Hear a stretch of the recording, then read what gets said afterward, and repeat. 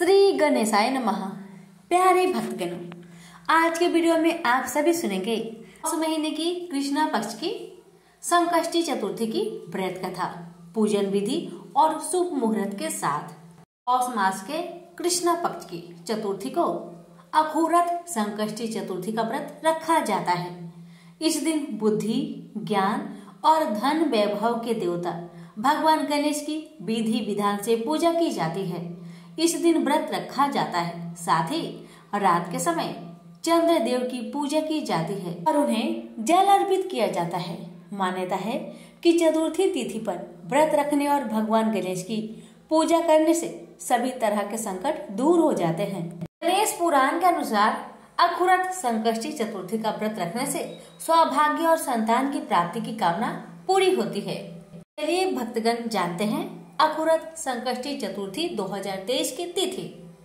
पंचांग के अनुसार पौष माह के कृष्णा पक्ष की चतुर्थी तिथि की शुरुआत 30 दिसंबर 2023 को सुबह 9:43 से होगी। इस तिथि का समापन अगले दिन 31 दिसंबर 2023 को सुबह 11:55 पर होगा। ऐसे में पौष माह की अखुरत संकष्टी चतुर्थी व्रत 30 दिसंबर 2023 को रखा जाएगा।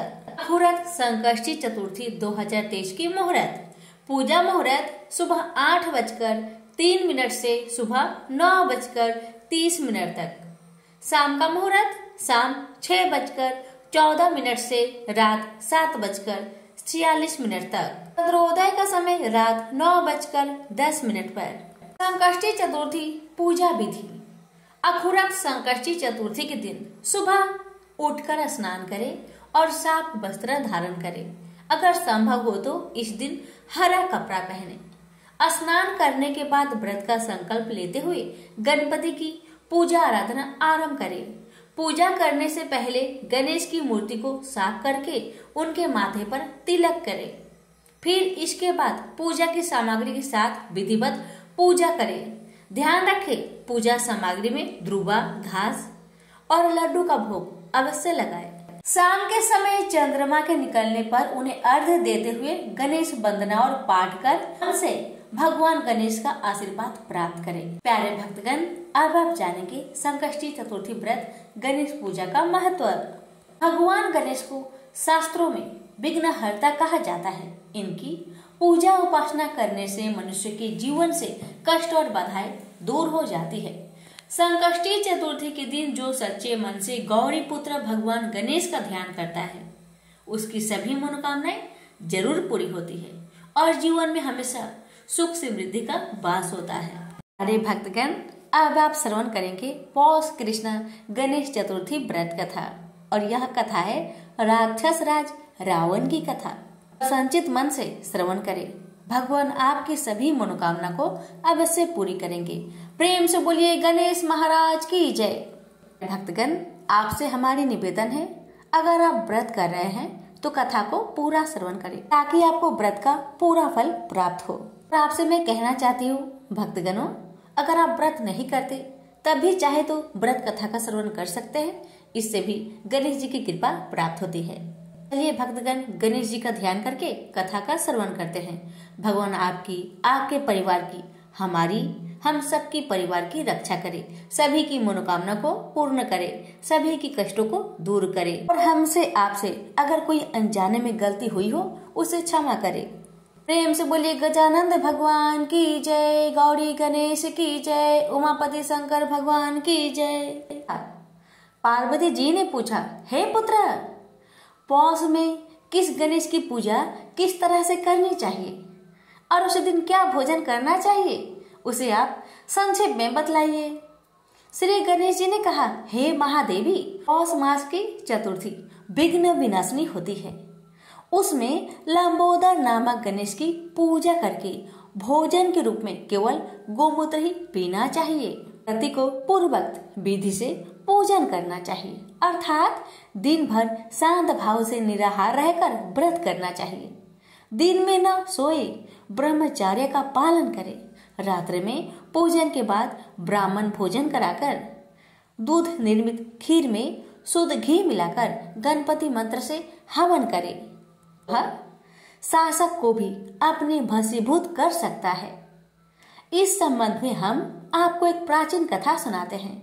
एक बार रावण ने सभी देवताओं को जीतकर मंदाद हो संध्या कर रहे बाली को पीछे से जाकर पकड़ लिया। बलशाली बाली रावण को अपनी काख में दबाए हुए आकाश मार्ग द्वारा किष्किंधारीपुर में आया और उस बंदी रावण को अपने पुत्र अंगद के लिए खिलौने के रूप में दे दिया। रावण के गले में रस्सी बांधकर अंगद ने उसे नगर में घुमाना शुरू कर दिया। विश्व विजयी रावण की ऐसी हालत देखकर सभी नगर वासियों ने अट्टहास किया। जनता कहने लगी, अरे देखो तो सही, यह विश्व विजेता रावण आज राजकुमार द्वारा सड़कों पर घुमाया जा रहा है। पूर्ववासियों की बात से रावण बहुत ही लज्जित होकर सांसें लेने लगा। उसका डर चूर हो गया। उसने अपने नाना पुस्तलय मुनि का शरण किया। अपने नाते की दीन पुकार से मुनि को आश्चर्य हुआ कि उसके नाते की ऐसी दशा क्यों हुई।